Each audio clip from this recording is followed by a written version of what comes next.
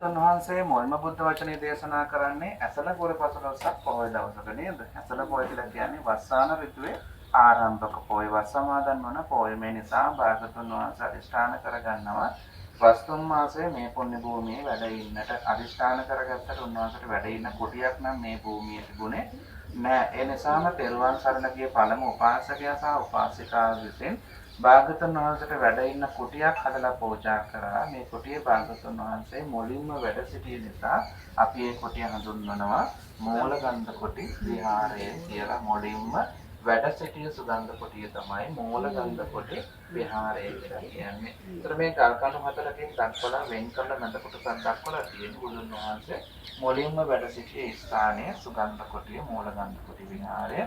මේ ස්ථානයේ බුදුරජාණන් වහන්සේ වැඩ සිටිය බව ධර්මාසවද රාජ්‍ය දැනගත්තට පස්සේ මේ විහාරය මීටර් 61ක් තරම් උස විහාරයක් විදියට නිර්මාණය කරනවා. මීටර් 61ක් තරම් උස විහාරයක් කියන්නේ අඩි 180කට වැඩි 200කට වැඩි තරම් උස විහාරයක් තමයි මෙතන නිර්මාණය කරන්නේ. ඒ කරපු නිර්මාණය නටබුන් තමයි දැන් අපිට මේ පේන්න තියෙන්නේ.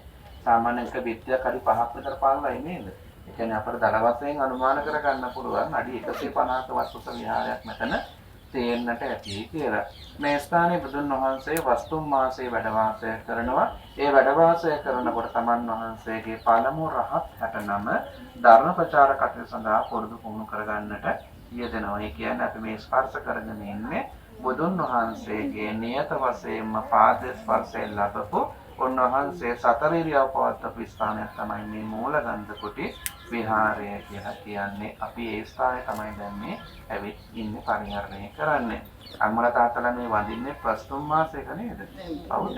තාමවත් පවාරණය උනේ නැහැ. කියන්නේ බුදුහාමුදුරු වැඩ ඉන්නේ මේ වගේ කාලයක තමයි මේ කුටියේ වැඩ ඉන්නේ. අදිස්ථාන කරගනිමු මේ උදෑසන භාගතුන් වහන්සේ සමාධි සෝයෙන් මේ සුගන්ධ කුටියේ වැඩ වාසය කරනවා අදිස්ථානයේ යුක්තව උන්වහන්සේ පළමු වස්තුම් මාසයේ වැඩ සිටියේ මේ සුගන්ධ කුටිය වන්දනා කර ගැනීම සඳහා මා කියවට පසු මේ විදිහට කියවමු.